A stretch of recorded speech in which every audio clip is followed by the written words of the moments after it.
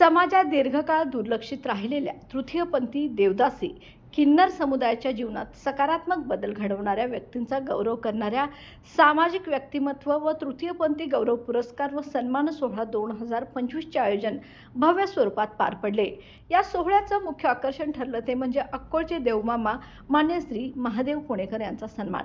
महाराष्ट्र कर्नाटक तृतीयपंथी देवदासी समाजाचे ज्येष्ठ गुरु शिवाजीराव आळवेकर यांच्या हस्ते पुणेकर यांना हा सन्मान प्रदान करण्यात आला।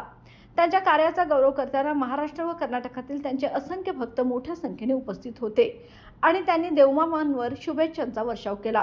देवमामा महादेव पुणेकर हे सामाजिक कार्यात अग्रस्थानी असून रेणुका मातेचे ते निस्सीम भक्त आहेत।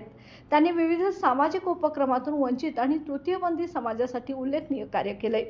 या कार्यक्रमाला प्रमुख पाहुणे म्हणून सहाय्यक आयुक्त समाज कल्याण कोल्हापूर सचिन माळी व श्री सचिन कांबळे, एसटी महामंडळ संचालक अरुणरावजी इंगवले, नगरसेवक राजू इंगवले, अभिजित लुगडे, रुबाब उद्योग समूह संस्थापक प्रकाश बरकाळे, सामाजिक कार्यकर्ते हुल्लगाप्पा हुल्लेमणी, राकेश जाधव, तर युवा नेते म्हणून राजू वडर, तेजस राऊत, अतिश राऊत यांच्यासह अनेक मान्यवरांची उपस्थिती होते।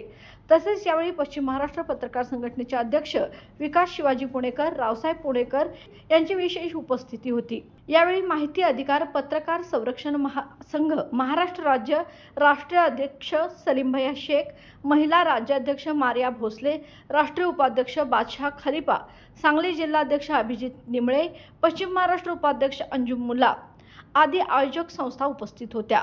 यावेळी सहभागी संस्था म्हणून वृंदा फाउंडेशन सामाजिक संस्था अध्यक्ष संगीता हुगे, सामाजिक कार्यकर्ते संजय बरगाले मालगाव व इतर पदाधिकारी व नागरिक मोठ्या संख्येने उपस्थित होते। हा सन्मान सोहळा म्हणजे सामाजिक सलोखा आणि वंचित समाज गटांच्या सन्मानाची एक सकारात्मक पावले असल्याचे उपस्थित मान्यवरांनी यावेळी नमूद केले।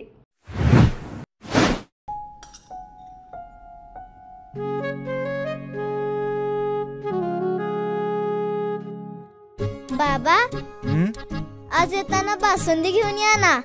अगं, कालच आपण आईचा वाढदिवस होता म्हणून आणली होती ना।